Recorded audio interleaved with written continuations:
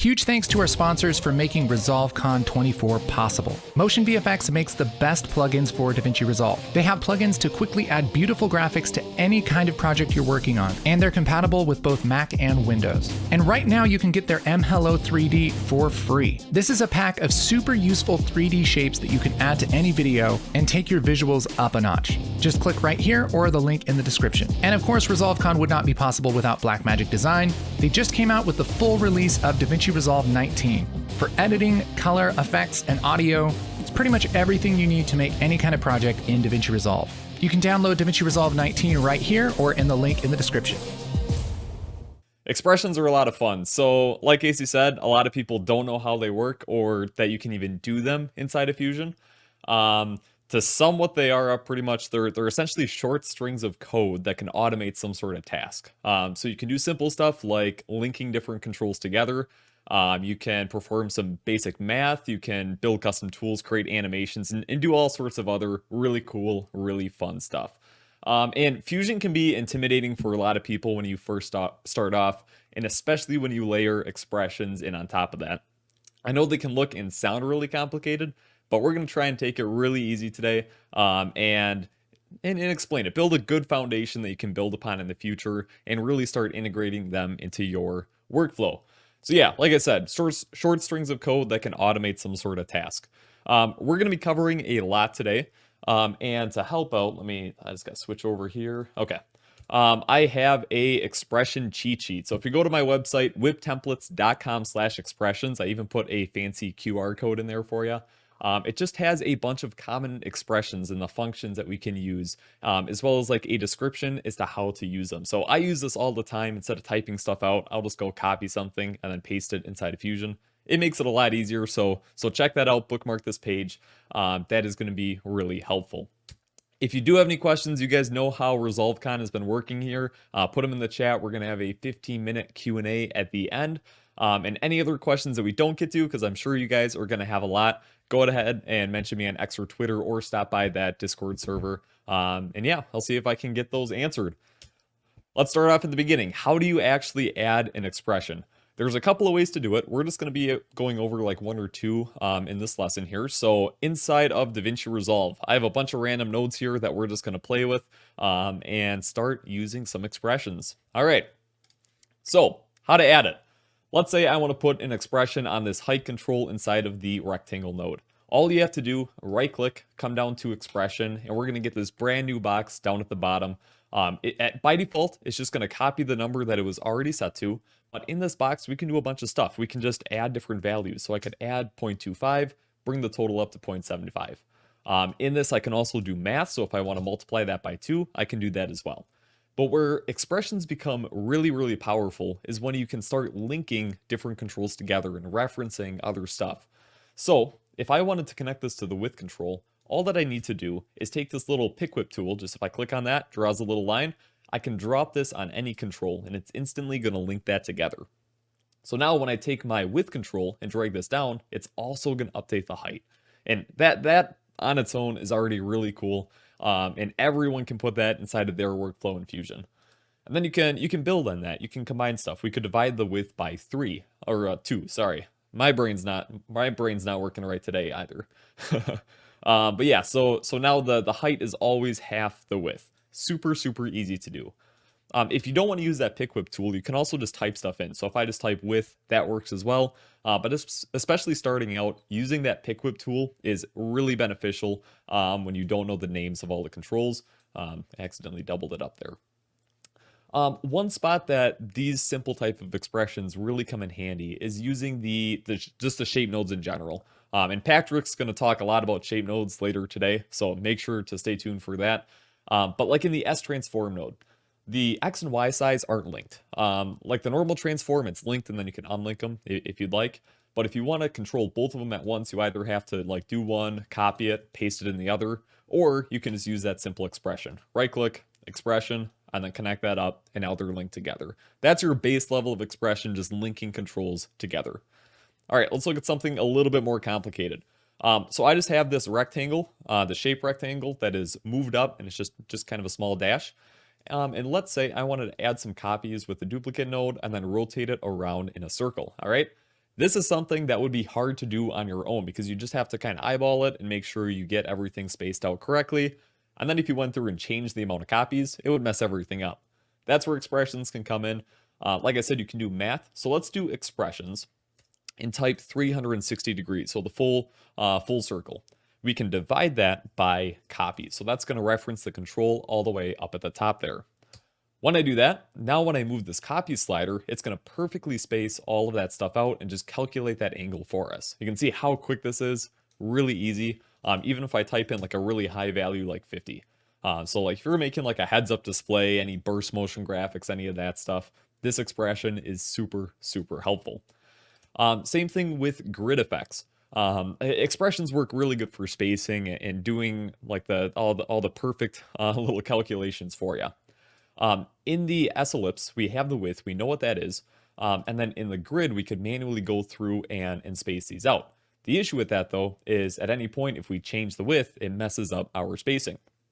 So in the S grid node, let's add a expression to the X offset. All right, so expression, and now I want to reference the size of the S ellipse. So like normally I could just type width, right? But that's not going to work in this case because the width control that we need to access is not inside of this S grid node. If you just type the name of the control, it is only going to look inside of the one node. So if I want to look over in this S ellipse node, what I can do is type S ellipse 1, and then do dot width. So now it's going to reference that control. Especially if you're starting out, there's an easier way to do this. If we take the S ellipse node, we can pin this to the view. So just hit this pin. It's going to keep it in the inspector.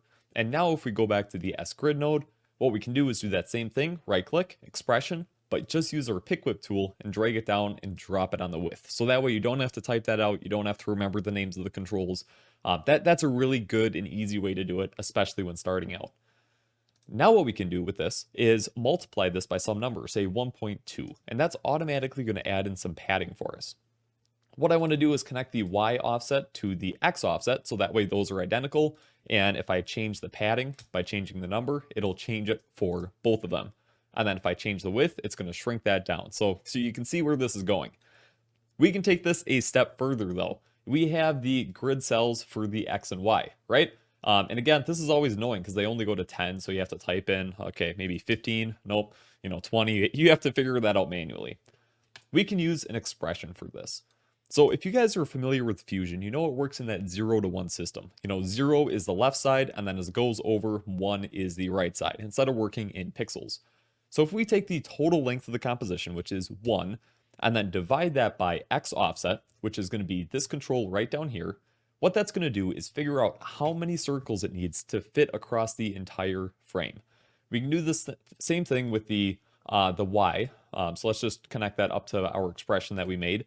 And this is going to fill our frame in with circles. And as I change the amount, it's just going to stay perfectly spaced. I can't go too far down because then my computer is going to freeze with OBS running and all that stuff.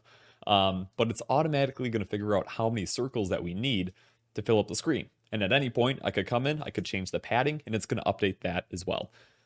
Expressions are awesome. They're extremely powerful. Just using those 4 very simple expressions, we saved ourselves a lot of time and made it easy to change in the future. All right, so that is really cool. Let's talk about, before we go on to that next one, I also want to mention how we can remove expressions, okay? So to remove it, you can just either double click on the control or right click on it and hit remove expression. All right. And then one more thing, you also cannot use expressions on controls that can't be keyframed. So for example, the time speed node, that the speed control does not have a keyframe icon next to it, so we can't add an expression. But the delay control we can, since it does have that keyframe icon. Where expressions become really powerful too, in addition to referencing each other, like in the other controls in the node, we can reference some of the composition settings. So here are some of the really common ones. We have time. I use this one all the time, pun intended. But that's going to reference the current frame of the composition. So if we play around with this, we can combine this with another tool that we have. I have this little animation that I made. So it's 2 stars that just slide up. It's really simple. The animation is in this S transform node. And then in my other one with the blue star, I just have an expression linking to that, so that way it copies the same animation. Instead of typing it out like this, we can use a function inside of Fusion. So we do S transform 3, do a colon, and then in parentheses, we will do, parentheses, and then we have, I'm sorry, my brain's not working. All right, so name of the node, then we do a colon, and then we do get value, opening parentheses, opening quotation marks, then we'll type the name of that control that's in that node. So in this case, it's Y offset. We can do closing quotation marks and then closing parenthesis. All right. And what we can do with this then, did something mess up? Let's see. I think it's working. After the quotation marks, we could do a comma and then reference that time value. So what this is going to do, it's telling Fusion which frame to reference that control. All right. And when we have it set to time, it's just going to do the current frame. So nothing has changed. But in this expression, I could do time -5. So it's going to play the animation 5 frames delayed in that star. So let me copy this expression and show you guys a little bit better. I know the stream quality is a little off, so it's kind of hard to see. But for this function, and it's also in that expression cheat sheet, we have the name of the node, then we have a colon, get value. In quotation marks, we have the name of the control, and then I have time -5. So it's gonna take our animation from the white star and then just delay it by 5 frames to get that cool slide up effect. Instead of having 2 sets of keyframes and having to smooth stuff out twice, that's just a kind of cool way to do it. When you're working with expressions though, I really like to just use a text node to preview stuff. All right. So right in this text box, we can right click to expression and you can type anything into this. So I could do 2 + 2, that's going to output 4 right away. I can't just write letters in here. Like if I write hello, it's not going to work. And that's because expressions, whenever you type letters, it's either looking for a different control or looking for a function or a reference like time. So if I want to output this as text, what I can do is put this inside of quotation marks. So if I put it inside of quotation marks, it's going to output some text. But if I just write a function like time, it's going to output the function instead. So right now, I just have a really fast counter as it goes up on each and every frame. All right. But the cool thing with text nodes is we can start to combine this and get some cool stuff. So let's say I do quotation marks, $, and then end the quotation marks. So I have a $sign. And after that, I could put some numbers, or if I write time. This isn't going to do anything at first because Fusion needs to know how to add those two values together. And when we're adding strings, which is, letters and text and stuff like that, we're not able to use like addition, subtraction, and that kind of stuff. So in between these, if you use 2 periods, this is going to tell Fusion to do the $sign, and then it's going to follow it by the output of time. So we're going to get a, just like a money counter that's just going to keep going up. So it's going to add the $sign and then the time. Pretty cool. And in here, you can expand on that. You could multiply time by 5 so that way it counts up faster. So if you're trying to make a video about how to earn like a ton of money in a short amount of time, you can make like a little counter like this and, just have it count up. So that is really, really cool. And again, all of those, like the syntax and all that stuff is on my expression cheat sheet that you guys can refer back to. I know it's a little bit hard to see the expressions here right now. All right. In addition to those, we can also reference the start time and the end time. So inside of Fusion, that's the 0 off on the side, and then the 119 if you're in a 5-second composition. But we can also reference the composition's width and height. And there's a really good application for this. And another like issue in DaVinci Resolve that expressions could fix. If you're working in the mask system, all right, the width and height are always going to, like if you set it to 1, it's going to fill up the entire composition. So the result of this is it's hard to make a perfect square, because if I have them both set to 0.5, it's going to be, in this case, 16 by 9. It's not going to be 1 by 1. So we can use expressions to fix that. If I right click on the height and do expression, I'm going to connect this to the width, so that way those two values are linked. And if I know my aspect ratio, I can multiply it by 16 divided by 9. All right, or 9 divided by 16, whatever your aspect ratio is. And that's going to automatically make sure that it remains a square. The issue with setting it up this way is, let's say you're working in a project that your main output is YouTube, right? You're making a video for YouTube that's widescreen, full screen, but then you also want to export it for Instagram or TikTok in a vertical resolution. If you just go through and flip your resolution around and go vertical, that's going to mess up. It is not going to look right, because that 16 by 9 aspect ratio is now outdated. All right. So let me switch it back to horizontal here. Perfect. So we can use those other expressions. And I'm going to type it into the text node first, just to show you what it's actually outputting. And again, these ones I just always copy from the expression sheet, but I just want to walk you through them today. So we want to do comp and then get prefs. So it's getting the composition preferences, opening and closing parentheses. Inside of that, we need quotation marks. And inside of those quotation marks, we're going to write comp.frameFormat.width. All right. This is going to return 1920 in this case. So that's the project resolution that I have. If we take this and then divide this by, I'm going to paste it again. Okay. And then change the second one to be height. So we're doing width divided by height. We're going to get the aspect of our composition. So for 16 by 9, that's 1.777. All right. And this is the identical thing. So I'm gonna copy all this. If I do 16 divided by 9, it's the exact same thing. All right. So back inside of our rectangle, if we replace this, so width times our composition width divided by height, it's going to remain a square. But if we switch it to a vertical resolution, it's still going to be a square. All right. So you can use expressions to fix that by referencing the composition settings. All right.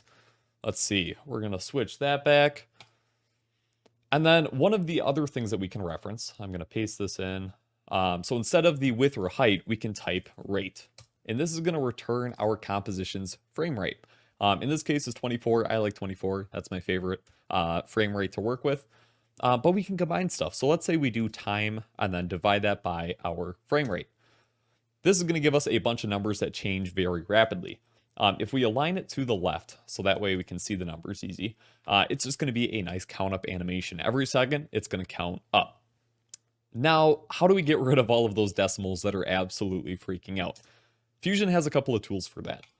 So we have the rounding tools. So floor is going to round a number down, the floor function, okay? And this is always going to round down. Even if your number is at 1.99999, it's going to round it down to 1. Same thing with ceiling. That one is going to round the number up. So in the case of a like a count up expression, we want to use floor. So this is what the final expression is going to look like. We're going to what we have right now is time divided by our frame rate, the stuff in green. But we need to add floor at the beginning and put the closing parenthesis at the end. So that way it's all contained inside of that function. So if we go ahead and do that right now, come to the beginning, type floor, opening parenthesis, go to the end, closing parenthesis. Now it's going to leave it just so it doesn't have any of those decimal points. And now we have a count up animation. And if you want to switch this around, you could do 5 minus our animation. And now it is a countdown animation, right? So it's pretty simple to do stuff like that. But something like this, this expression can be used in multiple different ways than what we're doing right now. If I go back to my timeline, I have this video clip of just someone skateboarding, all right? And a lot of times in motion graphics and videos, we add like a little bit of a stop motion effect, like whether that's like the crumpled paper in the background or in like a glitch effect if you have a fast noise that's doing a stop motion. The stop motion tool that's inside of DaVinci Resolve, I believe is the studio version only. I could be wrong about that, but even if it is studio version, you can get a stop motion effect in the free version using some expressions. So in my timeline here, I'm going to add in a time stretcher node, shift space to pull up that window. And what this node allows us to do is skim through the clip. So we can select the frame that is currently being viewed and we can animate it to do like retiming effects. That's not what we're going to do. We're going to get rid of that keyframe and use an expression instead. So let's say we type out that same thing. We're going to do floor and then we're going to do time. Instead of dividing by the frame rate, we're going to do divided by 5. So this is the same expression that we had before, but we're just replacing that frame rate one. And now what's going to happen is every 5 frames, this is going to update. It's going to go to the next frame. This doesn't really look like a stop motion effect yet, though. It is just like bad slow motion, right? Every 5 frames, it's going to advance one more. So what we needed to do, on frame 0, it needs to show frame 0. But on frame 5, instead of showing frame 1, it needs to show frame 5. So it skips those frames to give the illusion of stop motion. All we need to do is multiply that by 5. And just like that, we have a stop motion effect. So I hope you guys are following me here, that you guys can use the same expression in multiple different ways. You could apply this to a fast noise to have it update the texture, you know, every couple seconds to create a like crumpled paper effect, or something like that. sometimes with expressions, we have certain parameters that are a little hard to change. In this case, it's not too bad. But if I wanted to go through here and modify this, I would have to change 5 2 times. I'd have to go in there, change both of them to 8 for it to look right. What we can do is use some sort of custom control. So instead of being time divided by 5 times 5, we could add in a slider. So you just have to drag a slider and it'll update both of those instances. Again, in this case, it's not that bad. It's pretty easy to change 2 numbers. But sometimes when you're in expressions, you would need to substitute something out like maybe 10 times, or it's in, 5 different expressions. And that gets really annoying. So we're actually not going to talk about it on this control. We're going to talk about that a little bit more at the end. But I just wanted to point out that you can do that here as well, and you can substitute, like add in a custom control. So we're going to come back to that. And one other way to show how you can practically use expressions, I have this little comp set up making a basic heat distortion effect. And the very blur node just has to load here. All right, perfect. So we have some heat distortion. We have a fast noise that's driving it. It's got the seethe rate, so it has that movement.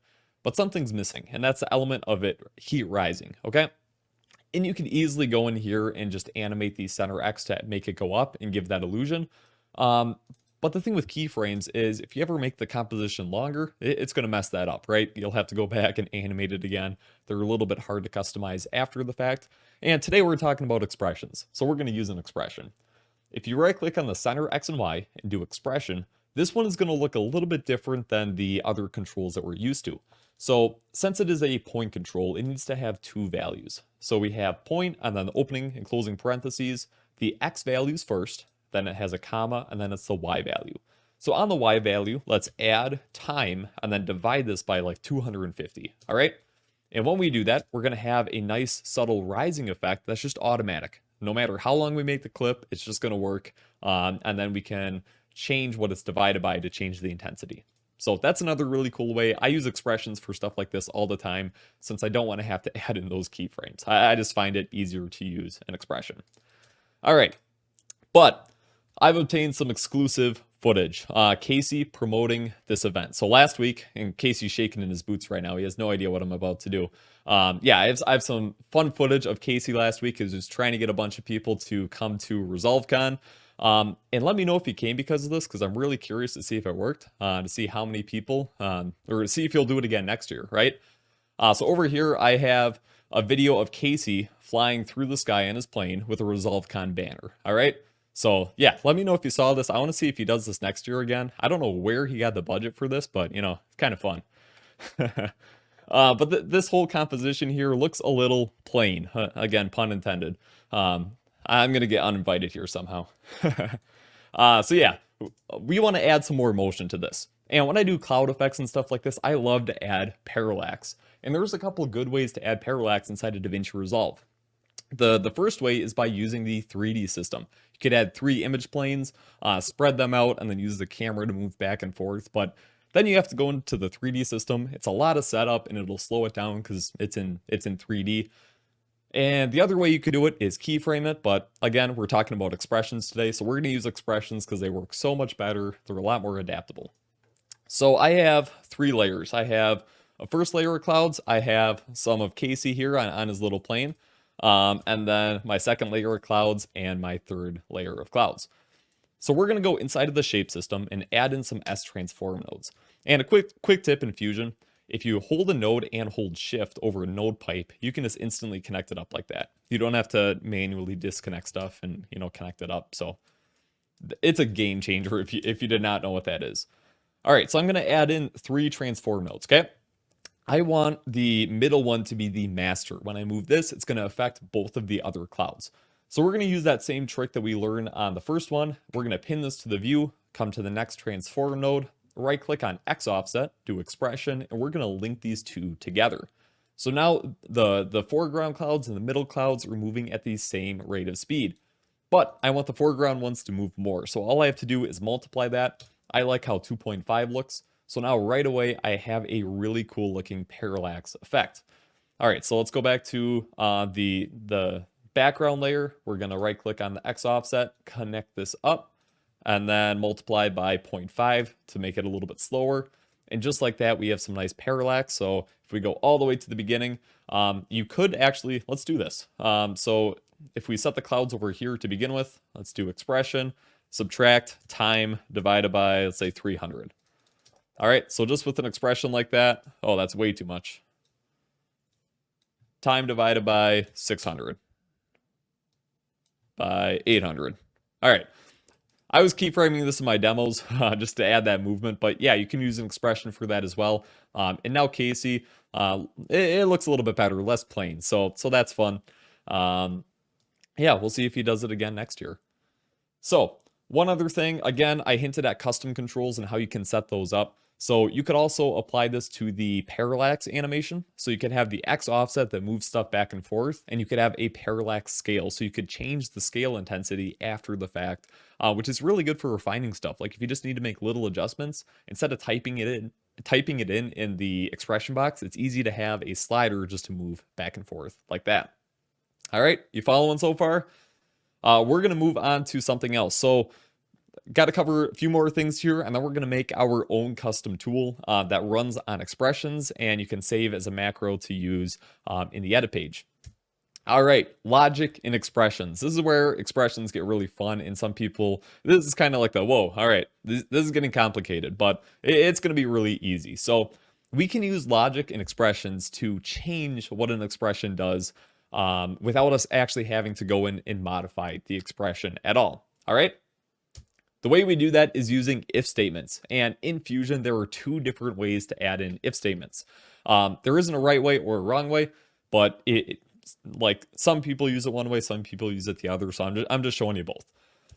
The first thing that we have in both of them is the framework. So on this first one, we have IIF, and that's not a typo. There's two I's. You have to use two I's. It's a little annoying at first. Uh-oh.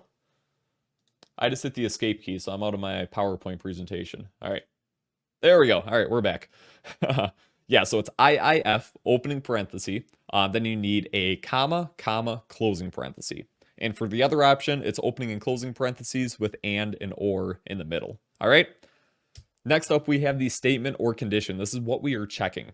So in this case, it is time greater than or equal to comp.renderEnd divided by 2. It's pretty much checking to see if the playhead is halfway through the composition or not. That is what this if statement is doing. Excuse me. So if it is true, it's going to output this first value. In this case, this is 1. And then if it is not true, it's going to output 0. So it's false. Okay? And you can change those values. You can even nest an if expression inside of an if expression. So it gets really confusing because, you have if this, then that. And it's just, you can get really long expressions just by putting those inside of each other. It's fun, but it can be a little confusing. All right. So let's look at this example. So if comp.renderEnd is equal to 120, 120 divided by 2 is 60. So if time is 72, it is greater. So both of these would output 1. All right. This is all on the expression cheat sheet as well, but we have all of these different symbols. So the greater than, the equal to, and the equal to does need 2 equal signs as well. Not a typo, does need 2 equal signs. And we have all of these other options. The reason that needs 2 equal signs is because of the next thing that we're going to talk about, variables.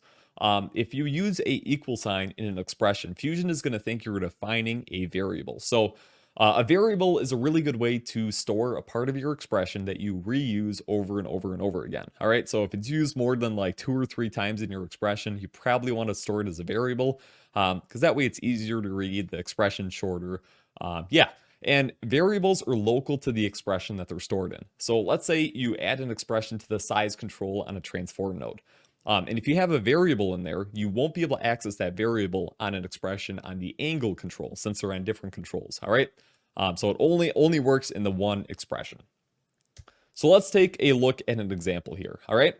This is an expression that does not have any variables inside of it. And we're going to make something really similar to this in just a minute.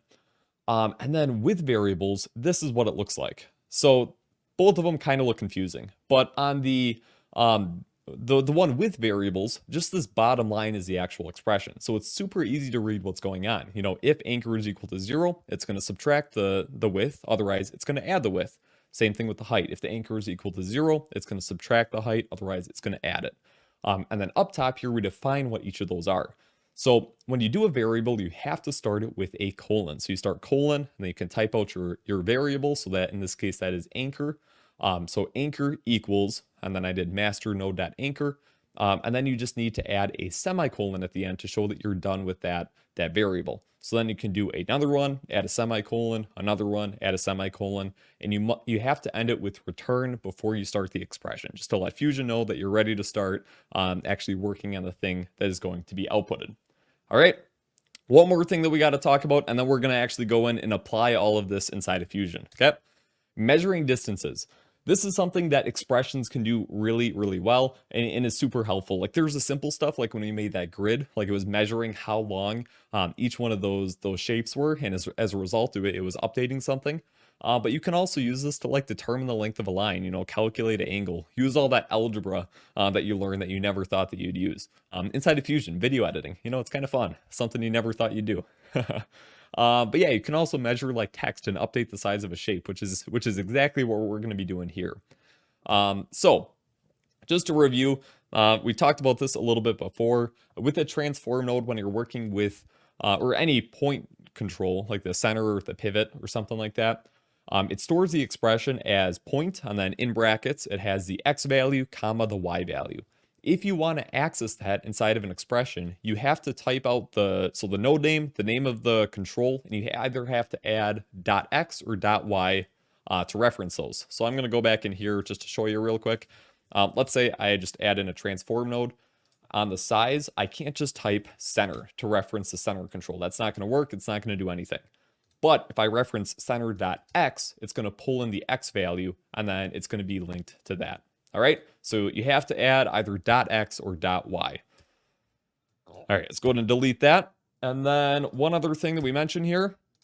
So these are the expressions that we can use to measure an object. All right, so it's node name .output .data window, and then in brackets it's 1, 2, 3, or 4. And again, this is one I just copy. Like before, like a week or so ago, I probably didn't have these memorized. I couldn't do it on my own. I just always copied them. Okay, it's just so much easier. It saves a bunch of time.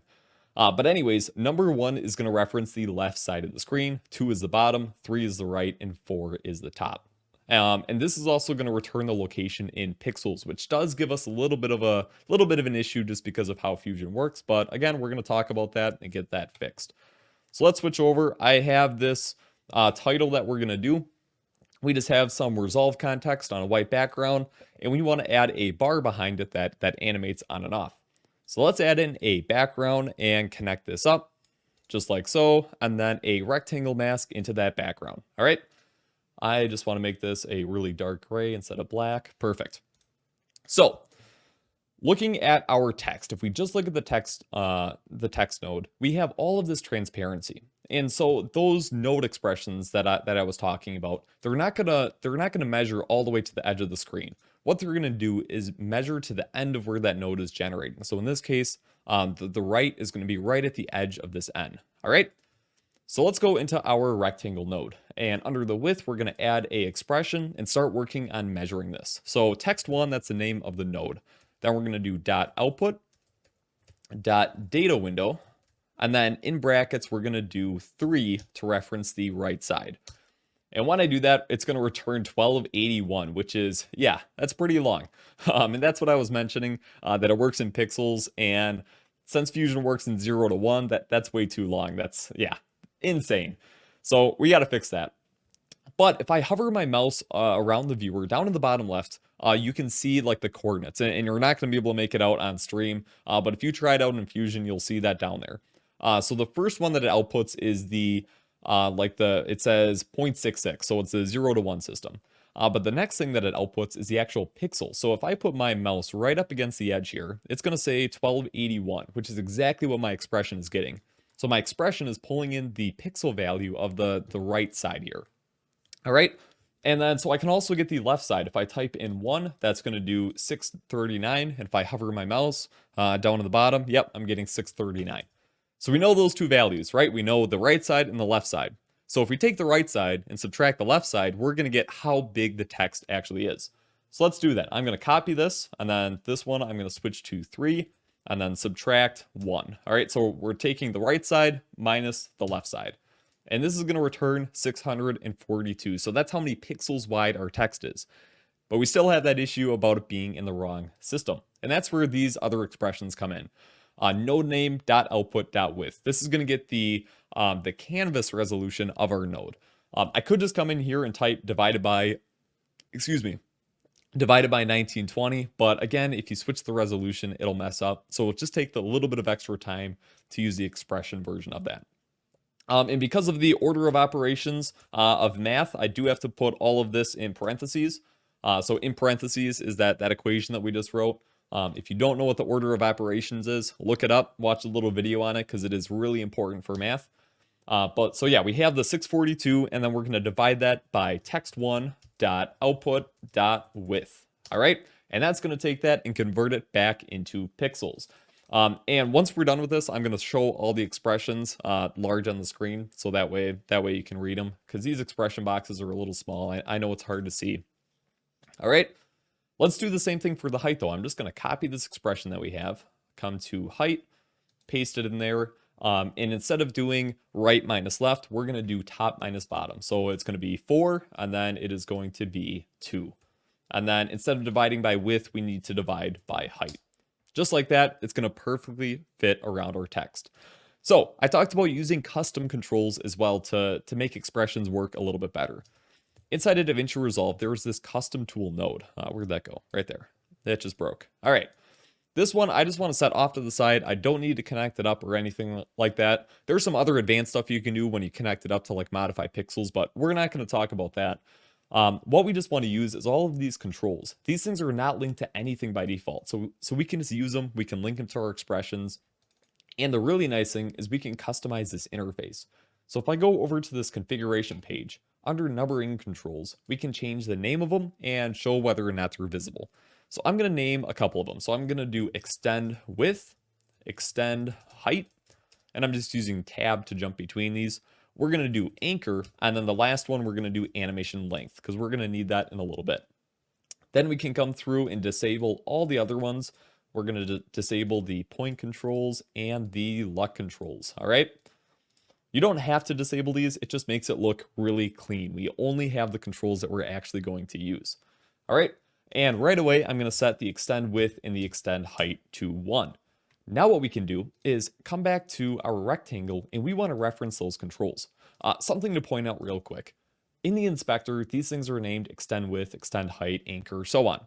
If you hover on the control, it's going to give you its actual name down in the very bottom left. So the first one is number in 1, then number in 2.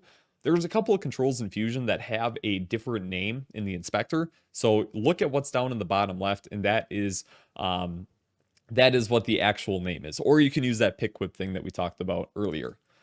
Anyways, in this case, I'm going to come to the width, multiply it by custom tool 1 dot extend width, or sorry, I'm messing up.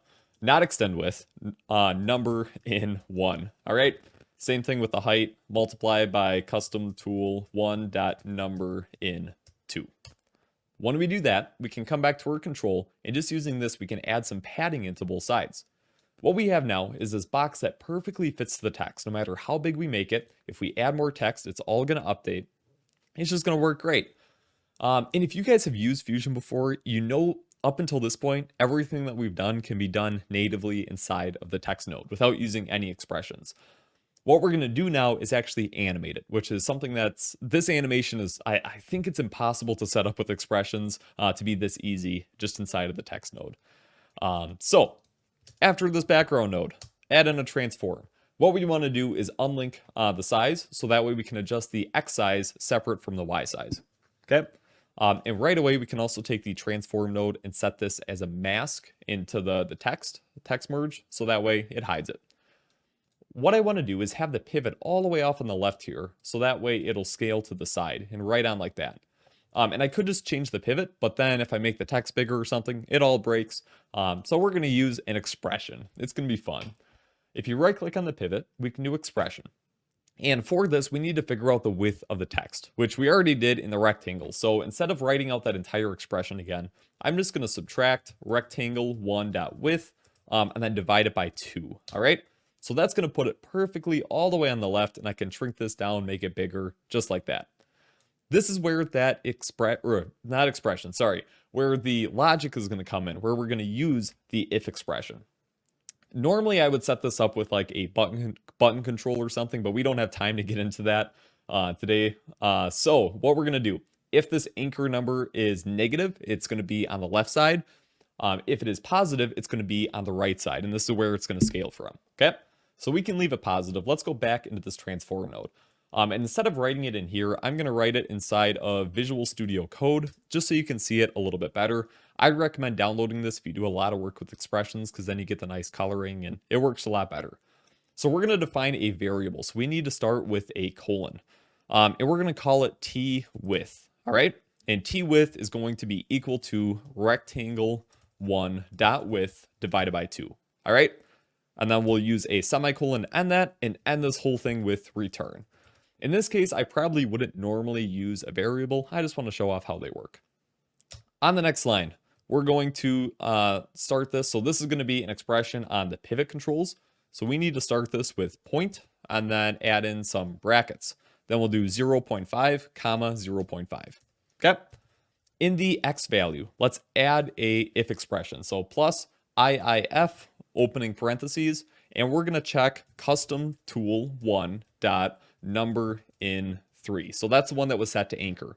And to tell whether this is positive or negative or not, we're just going to do, is this control greater than or equal to 0? So if it's greater than, that means it's positive. So we're going to put it on the right. So comma, we're going to do t-width. So it's going to add that. Otherwise, comma, we'll do negative t-width. All right. And again, I'll put this up on the screen in case you guys can't see it that well right now. But if we switch back to this and paste this inside of our pivot, what this is going to do, let's bring the size up just a bit. When I bring the anchor negative, it's going to switch that over to the other side. So we have a dynamic animation here that changes the pivot. So this is just kind of a cool example. Like, you might not apply it in this way, but hopefully it starts getting your gears turning, and you can figure out how you can use that for your own tools. All right, there's one thing missing here, and that is a animation. And we've gone this far in the expressions. We're not going to use keyframes to animate this. We're going to make our own animation thing. So let's set the animation length to be 30. This is going to come out. We're just going to have it set to be 30 frames long just to make it easy. So if I go back into our transform node, let's right click on the X size and set modify width and then do anim curves. All right. Anim curves is really powerful. Not only right away, it's gonna draw across. We have the scale and offset. The offset is where it starts. So we want it to start at 0, and the scale is what is added to it over the animation. So over time, it adds 1. Instead of using transition as a source, though, we can use custom. And this adds in this like input control that we can add expressions to. We can keyframe. So let's add an expression. Let's do expression, and let's start with time. Since we're doing an animation, it's going to need to have time. We can do time divided by custom tool 1, and then do dot number in 4. So that's the animation length. What this is going to do, all the way at the beginning, it's going to have 0 divided by 30, okay, which is going to be equal to 0. Then once we get to frame 30, time is going to be equal to 30, so it's 30 divided by 30, which equals 1. So in between there, it's automatically going to do the math to draw on our shape. The issue, though, once we go past frame 30, it's just going to continue counting up. So this is where another function inside of DaVinci Resolve comes in, and that is the minimum and maximum functions. And there's more info on that on the expression cheat sheet, but we need to use the minimum expression. So if I do min, so min, opening parenthesis, I'm going to jump all the way to the end, and I'm going to do comma 1. What this is going to do, it's going to take the expression that we just made and the number 1, and it's going to pick whichever one is lowest. So when it's actually animating, it's going to use the expression we made, but once it goes above 1, it's just going to lock it to 1, and it won't go up anymore. All right, that's really cool. With the curve, we can set this to be easing, and again, this is one of the really cool things about anim curves, is we can add some easing to the expression. So I like doing quad and expo, and just like that, it looks really smooth. Awesome, almost done here. So with the mirror, you can select this. This makes it so it also animates out at the end. When you have mirror selected, it's going to speed up your input by 2. So you can see the animation is done when the input reaches 0.5. So the easy way to fix that is to put custom tool 1 that number in 4 in parentheses and then multiply that by 2. All right, so that gets around that. That's a workaround. So now this is going to take 30 frames to animate on. Then at the very end, it is going to automatically animate off. And this tool is fully responsive. I can go back to the edit page. I can drag this out to be as long as I want, and it's automatically going to update how that animates. I can come into the custom tool. I could say take 50 frames to animate on, and it's just going to do that automatically. I can change which side it animates from. Just a really cool way to do it. So like I said, the full expressions are right here if you want to take a look at it. Still a little hard to see, but yeah, so for the rectangle, we measure the width of the text, and then we multiply it by our custom control that extends the width. Same thing with the height. For the pivot, we define that variable. So the rectangle width divided by 2, and then we use an if expression to put it on either the left or right side, depending on whether or not the number is positive. And then for our anim curves, we find the minimum between our expression and 1, and our expression is time divided by 30, or whatever our animation length is set to. So that's really cool, and you can take these expressions and push them to their limits, push DaVinci to their limits. That's what I use inside of my packs editor collection and editor titles. Here's a little screenshot of the anim engine, which is essentially the system on steroids that I showed. And there's just a massive amount of control that you can use with the different animation lengths, customizing the end one separate from the beginning one, you know, turning stuff off. So that's all really cool. But yeah, so that pretty much wraps it up. I really hope that this showed you guys how powerful expressions actually are. There's like the really simple ways that you can use it, which is just linking controls together and doing some basic math. And then there's the really complicated ways you can use it, and everything in between. So I'm sure you guys are going to have some questions for me. But yeah, that pretty much wraps it up. Man. So we'll see. Is Casey running late here again? I'm here. Do I have to stall? There we go. Okay. I'm here. I didn't see. I don't have the page open, so yeah. Oh man, that There we was go. great, man. What a clear and wonderful explanation of expressions. And so yeah, for anybody who's new to expressions, that's just a fantastic primer. Excellent job, man. Awesome. Thank you. Yeah, we do have some questions, so let's pop through them here. Awesome. All right, this is from a handsome person named Camera Tim, and he says, how would you go about using a Bezier curve value in an expression? For example, using the math of sine, cubic, etc., to determine how to go from one value to another based on time or render comp. Yes. Because I think that's using like the sine and cosine function. Let's see. There's a website that I had found a while ago that has all of those, because there's just like the mathematical equations that you need to use those different functions. And I can't find those. But if you find those like functions where it's like sine and then you have time multiplied by a factor, you can just plug those right into DaVinci Resolve in the expression box. I don't remember what the name of that website is, but it shows you like all the different easing things. Let's see if I can find it. That's okay. We can Yeah, link to it afterwards. yeah, but, yeah. If you look it up and look like for the function for a certain easing type, there'll be a resource online for it. yeah, cool. That's so neat. Tyler asks, can you think of an expression that would delay movement points in an elastic manner for something like, say, fire hands? Yeah. So kind of what, like if you have fire in your hand, right? And you've tracked your hand and you have fire going up and you want to move it back and forth so that the top moves slower than the bottom. The best way that I would think about doing that, if you can pull the screen up, let's see. You could set up a background node. All right. And I've actually done this before that. So if you have a gradient set up like this, okay, you would have this bottom point set to like where your hand is and the top point to the top of the flame. Okay. Then you would use like a displace node and you would run, let's just use some text, for example. We have to use our imagination. Pretend this text is fire. Okay. All right. I can do in that. the displace, yep. In the displace node, you would set it to be X and Y. And if you remember that expression we used earlier, the like get value one and then time -5, you can use that and use the X refraction to mimic like how the hand's moving. So you'd set it up, but you'd be able to use it in some way to get it to like the top of the fire to move just a little bit slower. So Okay. that's a way you can set it up. Yep. That's really cool. Yep.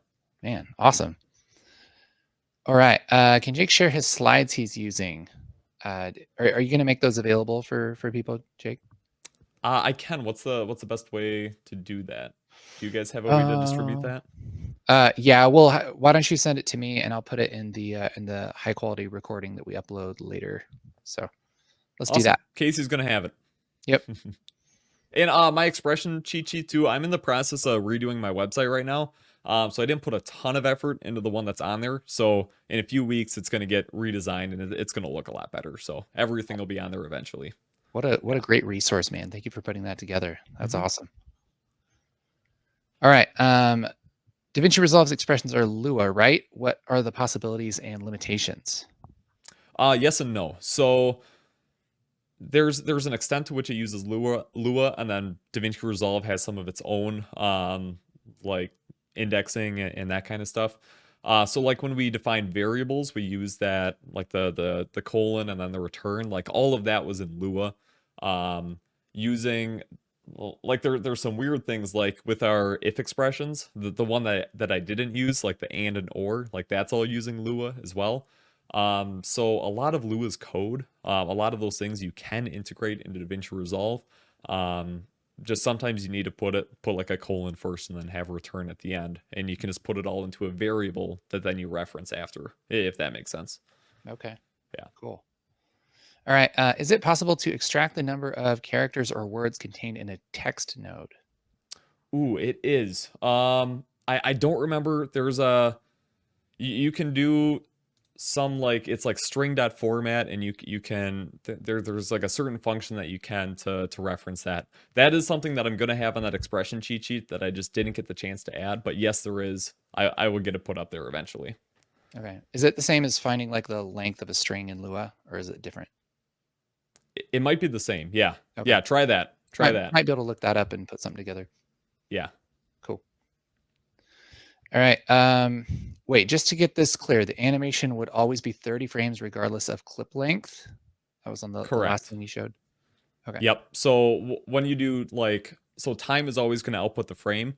So even if you switch it to a 60 FPS composition, if it's set to 30 frames, that animation will appear to be faster, right? Because it's going to happen in half the time.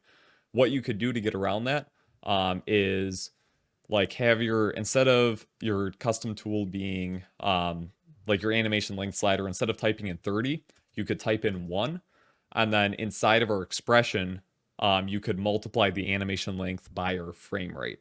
Okay. Okay. By using that expression. So that way this is in seconds rather than frames. Yep. That's cool. Yep. All right. Can you add motion blur to that last ResolveCon animation? Absolutely. Yep. So if you come in here, you can just add motion blur on the transform, and then we have some, if my computer wants to load it. I set the animation length to 1. That's why. All right. Yep. You can add motion blur in just like that. My computer is not having fun with playing back stuff today. Motion blur is slow. Okay. But yep, you can add it just like you normally would. So, yep. All right. Awesome. All right. I think that's gonna round it out. Hey, Jake, this has been amazing, man. I'm really impressed. I think you did a great job, and I mean everybody in chat's just their minds blown. So thank you, man. Well, awesome.